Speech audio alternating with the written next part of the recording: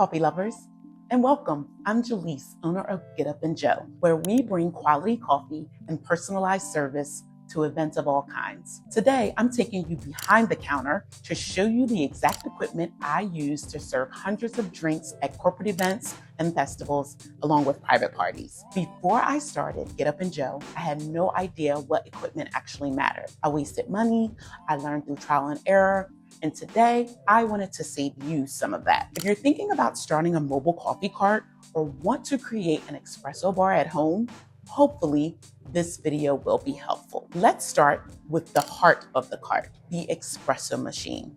I use the Gaja Ruby Pro, and here's why it works so well for my mobile service. It's consistent. It offers stable temperature and pressure even through high volume events. It's also efficient. It has separate boilers, which allows me to pull shots and steam milk at the same time. And it's durable, built tough, and still manageable for one person to transport. When I started, I didn't have this machine. I started with serving cold brew lattes and flavored lemonades out of insulated Cambros at pop-up events. I built my setup piece by piece, so don't feel like you need to start on this level. Start where you are and grow as your business grows. Now, do you need a $3,000 machine at home? Not at all. The principles are the same though.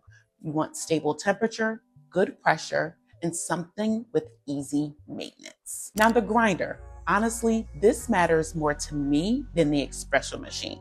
And this is just my opinion. If you're starting a mobile business, your grinder will be the most important investment. It's the one piece of equipment that will make or break the consistency of your drinks. I recommend a commercial burr grinder for uniform particle size, which is the key to balanced espresso. I use the Malconic X54 and I love it. It's easy to dial in and it has a digital clock display to keep track of my grind time. And it also is very compact, so it fits nicely on the cart without requiring too much space. It also gives me precise control so I can dial in each coffee bean quickly. If you're on a budget, invest in the best grinder you can. A solid grinder paired with a modest machine outperform an expensive machine with a cheap grinder every time. Next up, milk steaming. I keep two pitcher sizers on my cart, a 12 ounce and a 20 ounce. So that I can steam the right amount for each drink. Stainless steel is a must, so I can feel the temperature as I steam. I also use a thermometer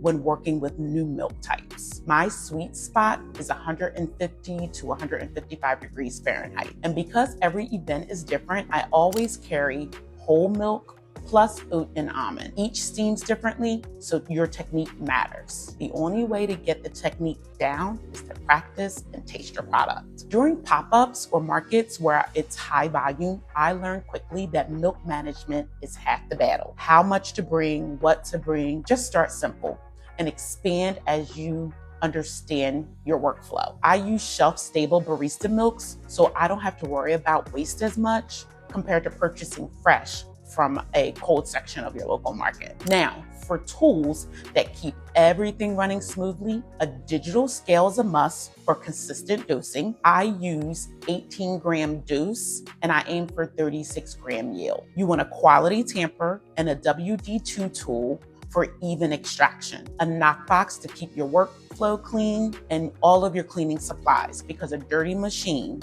makes bad coffee.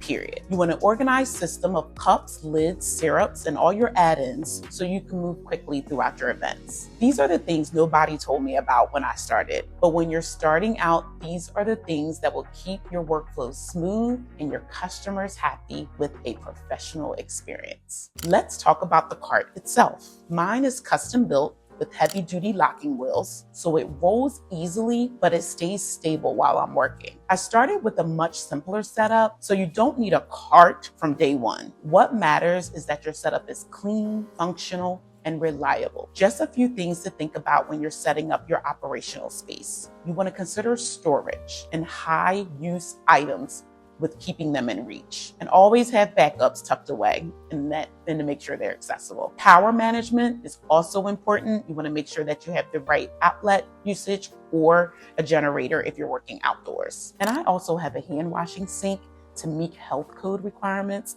But when I started, I used a tabletop setup with a basin and an igloo cooler with hand soap and towels. And it was simple, but compliant. And of course, branding. The cart is your storefront. So we make sure we keep it clean so that it's memorable and professional. So that's the equipment behind Get Up and Joe. The big takeaway, you don't need fancy and expensive equipment. You need reliable gear and solid technique. So set yourself up with what you can afford and practice. If you're building your own mobile setup, drop a comment and tell me where you are in the process. I love connecting with other entrepreneurs. Subscribe to Flavor and Flow for more behind the scenes content and small business tips. Drop your questions in the comment section. I'm always happy to help. And from our cart to your heart, thanks for watching.